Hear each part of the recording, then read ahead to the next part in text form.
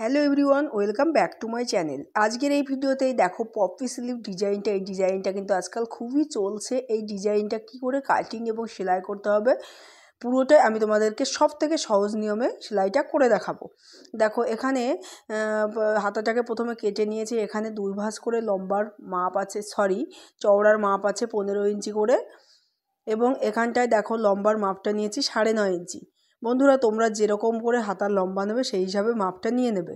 আমি এখানে মিডিয়াম সাইজের হাতাটা করব, তার জন্য এখানে 9.5 ইঞ্চি নিয়েছি এবং 6 ইঞ্চি মতো করে দেখো পয়েন্ট করে রেখে দিচ্ছি, কারণ হাতার লম্বাটা আমি 6 ইঞ্চি মতো করব। এখানে এর জন্য 6 ইঞ্চি মতো লম্বা এইভাবে করে পয়েন্ট করে দুই দিকে পয়েন্ট করে নিয়ে সোজা মার্জিন দিয়ে দিতে হবে। তারপরে তোমরা এটা জানো যে প্রত্যেকটা হাতা কাটিংয়ের ক্ষেত্রে কিন্তু খোলা দিকটায় 3 ইঞ্চি করে ডাউন দিতে হয়।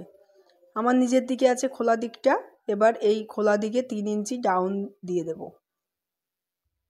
এখানে দেখো ফিতেটাকে এইভাবে করে ধরে খোলা দিকে 3 ইঞ্চি মতো ডাউন দিয়ে এখানে পয়েন্ট করে নেব। প্রথমে প্রত্যেকটা হাতার ক্ষেত্রে কিন্তু 3 ইঞ্চি ডাউন দিয়ে মাপটা নিতে হয়। তারপর এখানটায় 1.5 ইঞ্চি নিয়ে এইভাবে করে এবার হাতার শেপটা দিয়ে নেব। বন্ধুরা, সোজা এখান থেকে এইভাবে করে রাউন্ড করে হাতার শেপটা দিয়ে নিলাম। এটা কিন্তু সব থেকে সহজে পপ স্লিভ ডিজাইন কি করে তৈরি করতে হয় তোমাদেরকে দেখাচ্ছি। তোমরা যারা সেলাইয়ে একদমই নতুন, ভিডিওটাকে কিন্তু স্কিপ না করে একটু মনোযোগ দিয়ে দেখো। এই ভিডিওটা দেখলে তোমরা খুব সহজেই এই হাতার ডিজাইনটা তৈরি করতে পারবে। দেখো এখানে 5 ইঞ্চি এই পাশে পয়েন্ট করে নিলাম। এই দিকটাও এই একই বরাবর দেখো এই দিকটাও 5.5 ইঞ্চিতে এভাবে করে পয়েন্ট করে নিলাম। তারপর এখানে দুই পাশটা একভাবে ধরে দুই পাশের মাপটা ধরেই এখানে ছোট্ট করে কাট লাগিয়ে রাখবো, তাহলে আমার বুঝতে সুবিধা হবে। দেখো এভাবে করে কাট লাগিয়ে দিলাম দুই দিকেই। এবার এই দিকটায় সেন্টার পয়েন্টে কাট লাগিয়ে দিতে হবে।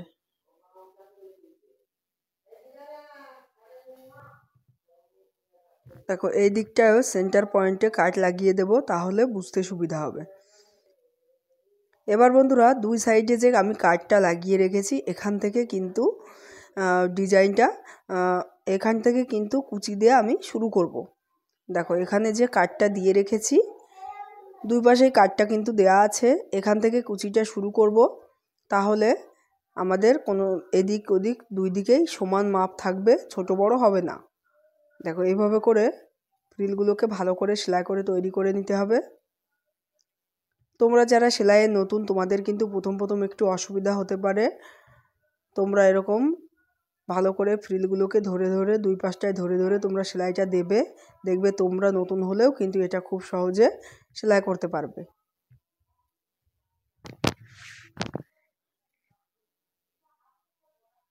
বন্ধুরা, আজকাল কিন্তু এই পপ স্লিভ ডিজাইনটা খুবই চলছে।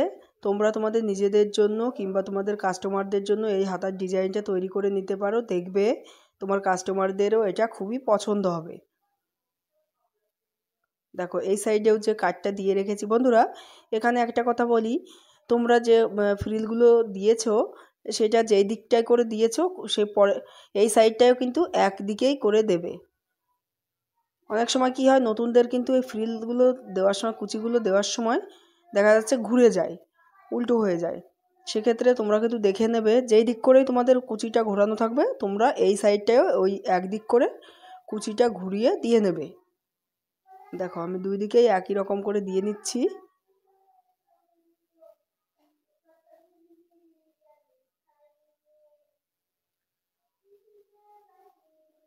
দেখো ভালো করে এভাবে দেওয়া হয়ে গেল।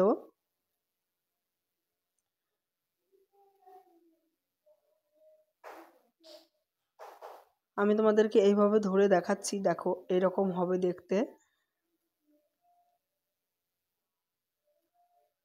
এই হাতাটা কিন্তু পরার পরে খুবই ভালো লাগে দেখতে। বন্ধুরা, তোমরা তোমাদের নিজেদের জন্য এই ধরনের ডিজাইনগুলো তৈরি করে নিতে পারো। দেখো এখানে কিন্তু ফ্রিলটা কিন্তু একটু বেশি হয়েছে। যখন দেখবে তোমাদের একটু ছোট বড় হবে, যদি একটু বেশি হয় সেক্ষেত্রে তোমরা একটু খুলে নেবে, আর যদি একটু কম পড়ে যায় সেক্ষেত্রে তোমরা ছোট্ট করে একটা ফ্রিল সাইডে এইভাবে করে দিয়ে নেবে। দেখো আমার কিন্তু একটু বড় ছিল, তার জন্য সাইডে ছোট্ট করে ফ্রিল দুই পাশে ছোট্ট ছোট্ট করে দিয়ে নিলাম। তাহলে এবার কিন্তু দেখো এই বর্ডারটার সাথে সমান হয়ে যাবে।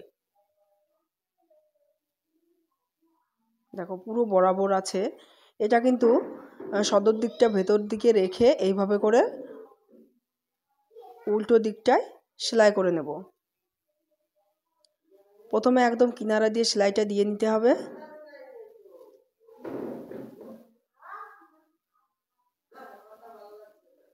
দেখো এভাবে করে কিনারা দিয়ে সেলাইটা দিয়ে নিচ্ছি।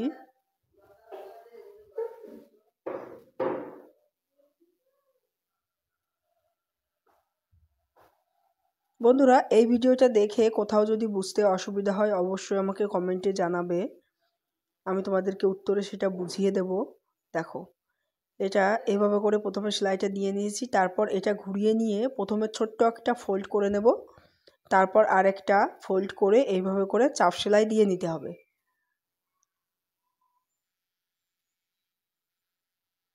দেখো এইভাবে করে প্রথমে 1/2 ইঞ্চি মতো প্রথমে ছোট্ট ভাঁজ দিয়ে তারপর আবার এই বর্ডারটা ভাঁজ দিয়ে নিয়ে এটাকে সেলাই করে নিতে হবে।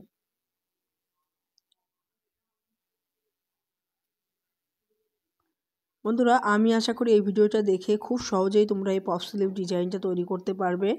তাছাড়া তোমাদের তবুও কোথাও যদি বুঝতে অসুবিধা হয় অবশ্যই আমাকে কমেন্টে জানাবে।